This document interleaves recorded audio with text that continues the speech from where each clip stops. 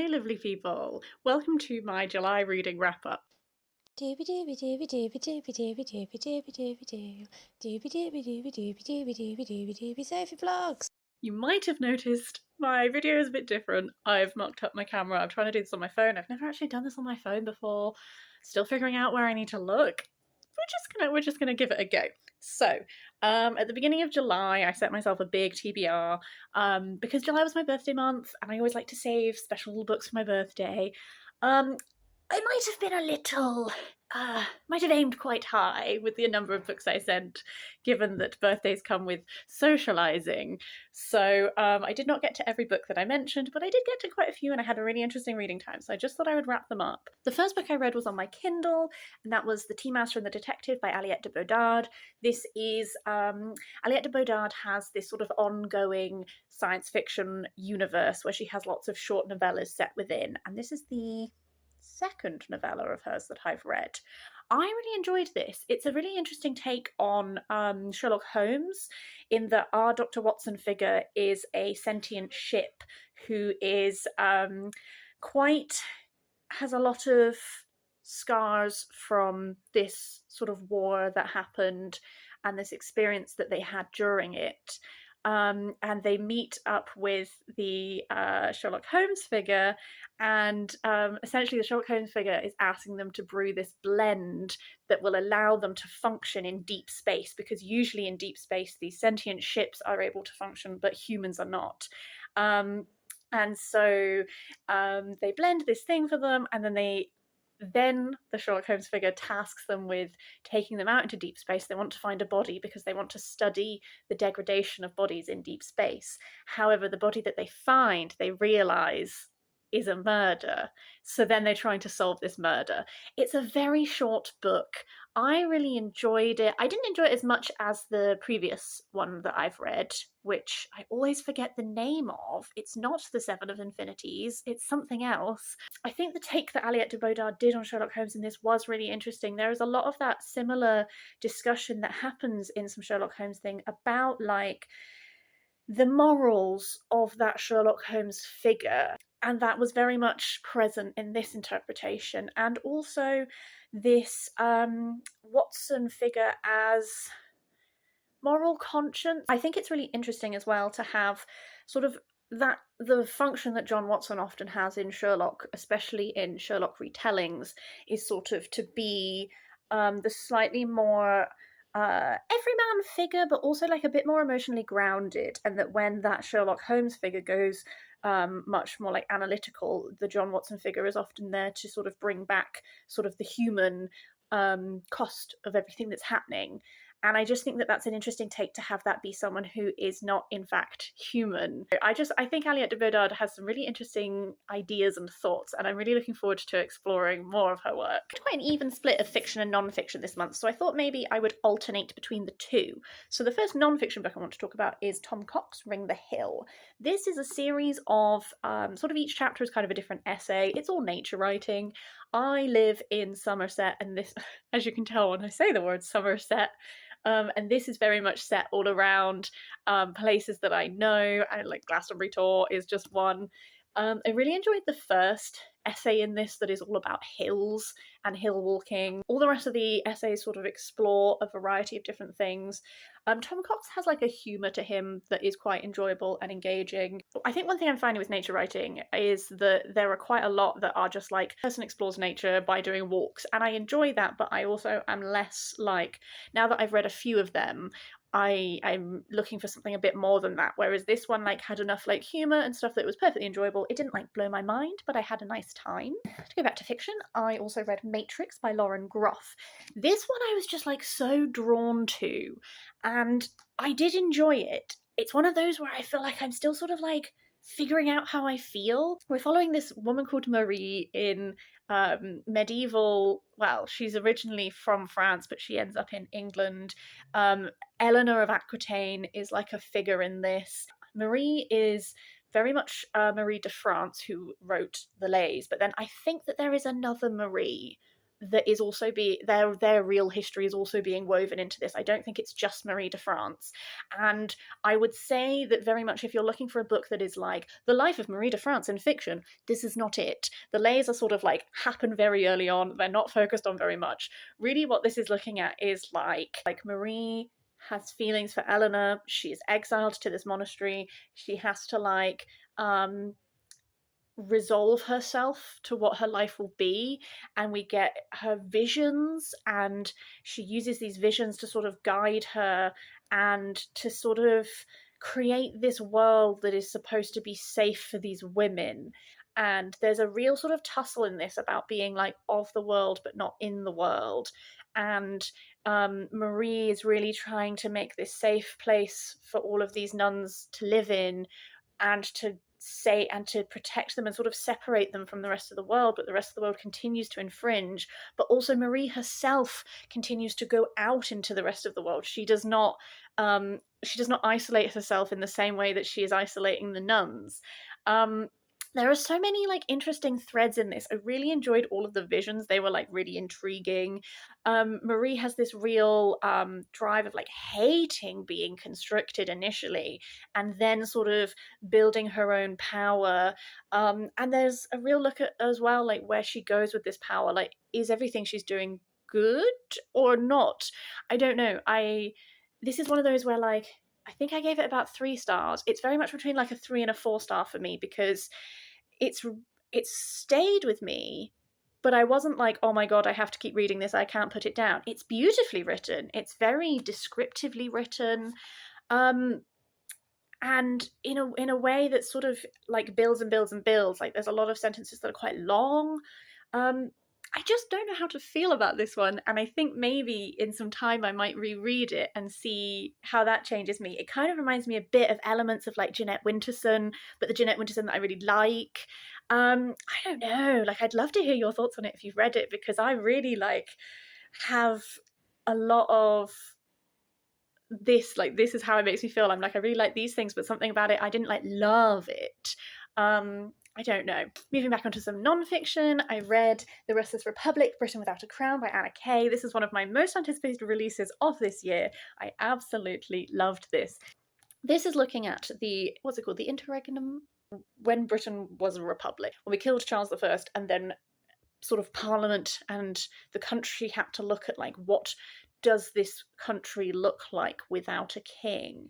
I find this period of time fascinating, because the concept of you've done the unthinkable, you've put the monarch on trial and you have killed the monarch, and then trying to decide what you do next in this completely unprecedented situation fascinates me.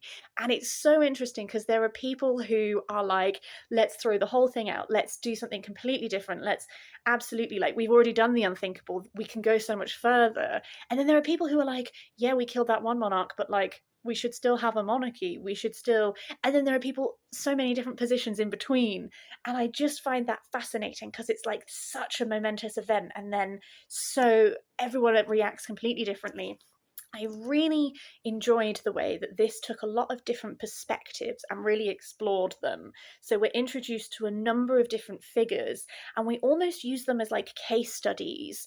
Someone who is big in the royalist cause, someone who is a printer, someone who is a prophet, all of these things, like all of these different perspectives. And just to show you the myriad of ways, and this time that I think often gets reduced to like, we killed Charles I, and then Parliament ruled and they banned Christmas because they were Puritans, and then Charles II came back, and the Merry Monarch, and theatres opened again. And I like, that's a very reductionist way of looking at it, but I think often that is the way that gets taught. And to just get it in such, like, this is a chunky book, but I think that Anna Keay writes in a way that is really accessible. I think that the perspective she focuses on, and the way that she like introduces you to these perspectives, like roots you in different people, and you have a family that are brought in an earlier chapter to show you a perspective of what happens if you are a family who did not pledge yourself particularly to either side, and then later they become so important and stuff like this. Like, I just think she really masterfully weaved together so many different perspectives to really show you how complex this time period was. It wasn't the case that, like, they bumped off Charles I and they were like, right, Oliver Cromwell, have it, rulers now. Like, it was so not simple. There were so many complex decisions to be made at all stages, and I have such a better understanding of all of that now, and that's what I really wanted before I went into this. I knew, like, concepts and theories, but I wanted to just really have a better understanding, and I do, and that makes me very happy. I also read A Will to Kill by R.V. Raman. This is a murder mystery set in India. We are sort of set in this remote mountain. Detective Athreya has been invited to this old crumbling colonial mansion, which is owned by Bhaskar Fernandez, who is a aging millionaire. And essentially, he's hooked this detective in because he said he has two wills. There is one will that if he dies of natural causes, that comes into effect, and there is another will that comes into effect if he is murdered, or if there is even suspicion that he might have been murdered. And he invites this detective there because he has something he wants to talk to him about. And he wants to commission the detective that if his death looks suspicious, that the detective investigates. However, while they are there, they are cut off from the nearest town by like a landslide, and someone is murdered. And then obviously we are investigating the murder. I love these murder mysteries where you're sort of like in a closed setting, except one thing that this explores is like, yes, it's a closed setting in that we're cut off from this landslide, but actually, like, so many of these people had the opportunity to come in and out and that kind of thing. I really enjoyed the setting. It was kind of weird actually, because the setting of this like mountainous place, this big colonial mansion, all of the nature and everything like that was really evocative. And then people would like pull out cell phones, and I would get really confused because I would feel like I was in an older period of time, and then I'm like, no, we're modern day, there's technology. Essentially, I really enjoyed the plotting of this. I enjoyed the plot threads. There is like there are some threads to do with, like, I don't know, art and stuff like that, which was really fun. I think the characterization was potentially like one of the weaker aspects, in that you have quite a cast, and like some of them very much fill sort of roles. Like, here is the young one who is a bit of a dickhead, frankly. Here is like the protege. I don't know, that kind of thing. So the characters weren't like super complex, but at the same time, I didn't need them to be super complex because I was really intrigued by the atmosphere that was created and unraveling these plot threads. So definitely one that is like evocative of a lot of older murder mysteries, I think, but it was really fun to have one where actually being set in modern day and having technology was a really relevant thing. Like, he uses his phone to take pictures of things and stuff like this and record stuff so that it doesn't get lost. And that was also an angle that I really enjoyed. So yes, back to some non-fiction. I also read Mistresses, Sex and Scandal at the Court of Charles II by Linda Porter. It pleased me to go from Republic to Charles II, Restoration of the Monarchy. I really enjoyed this one as well. The subheading, Sex and Scandal at the Court of Charles II, I actually think is quite misleading because, frankly, I felt like this could have been a gazillion times more scandalous. It was not the most scandalous history of the Court of Charles II. What it was a very interesting look at the politics of the court and how the different mistresses tied into them. And that, for me, actually was much more fascinating. I will say, I don't feel like this book is saying anything particularly new. Like, I learned a lot about some of the mistresses that I didn't know so much about. Particularly, I enjoyed Hortense Mancini as someone who I didn't really know anything about, and I found her really interesting. And frankly, I would read a whole book on her. She sounds fascinating. Some of the other women who I am slightly more familiar with, like, nothing wildly new was said, but it was said in a very engaging and fun way. I did like the fact that she is examining Charles II as someone who has created this image of the merry monarch and who is very good at like PR, is very good at projecting an image of himself that doesn't actually really match the reality of him. And so she does a lot of examining like the way the different women, what like how they connected to him, like what appealed for each other, like what their relationships with him were like, whether they had much political input, and also a lot about like what their you get a lot of information about like how they were perceived beyond, like especially in regards to the court of France, and that sort of like the French court lent Charles a lot of money, but also there was like this antagonism between them. So there was a lot of focus on like how the different women were perceived in that regard and that kind of thing. So a lot of fun. I would definitely recommend it if you don't really know a lot about Charles II and you want to sort of get an interesting angle on a slightly more complex vision of him, and also to learn a lot more about some of these really interesting women. It was a lot of fun. I think I gave it 4 stars. Can't remember. The final book I want to talk about is Six Crimson Cranes by Elizabeth Lim. I really enjoyed this book. I wasn't sure what to expect because the setup of this is our main character Shiori is the youngest child of the emperor. She has 6 brothers who are all older than her. She is due to be married. She's like betrothed to this guy, and she's got like it's like her final year before she like then has to go off and get married, and her family will be split up and blah blah blah. And her shenanigans ensue. Her stepmother ends up turning her brothers into 6 crimson cranes, and Shiori gets this like little walnut acorn something put on her head so that no one can see who she is, and she's sort of exiled. She can't speak of what has happened, but is trying to she's trying to break the curse and be reunited with her family. This is drawing on a very similar bit of mythology to Daughter of the Forest by Juliette Marillier. So I already had a sense of like what this plot would be because I have read that book.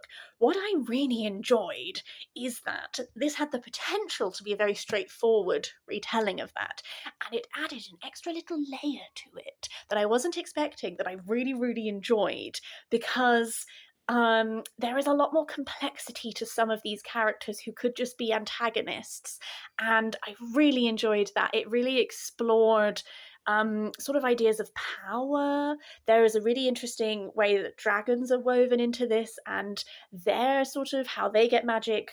I really enjoyed like the whole magic setup, really, like how Shiori manifests her magic and that kind of thing. I actually even found the romance quite sweet in this. I understood why they would like each other. I think sometimes I'm not really like a big romance reader. I don't know why. I It's not a bashing of the genre. I just often find myself like not hugely invested in romances. Whereas this one, because of the time it takes and because of the way that they end up bonding, like I really did like by the end I was like, I'm actually rooting for this, which is good. Also, there's like a thread of cooking in this, which I wasn't expecting and that I really enjoyed. Um, the relationship between Shiori and her stepmother. I loved everything about how that was done. And this is the first of, I think it's a duology. The Dragon's Promise is coming out, I think, end of August, actually. I think I'm going to buy it straight away because I really want to know what happens, because I found myself far more invested in this than it's not that I didn't think I'd be invested in it. It's just like, I was like, oh, I have an idea of what this plot will be like. And then they were like, no, you don't. Little threads. And I like that. That's everything I want to talk about that I read in July. I would love to hear your thoughts if you've read any of these, or just like what was the best book that you read in July? What would you recommend to me? All of these things are really welcome to hear about. I hope that you're having the loveliest day, and I will see you next time for something different.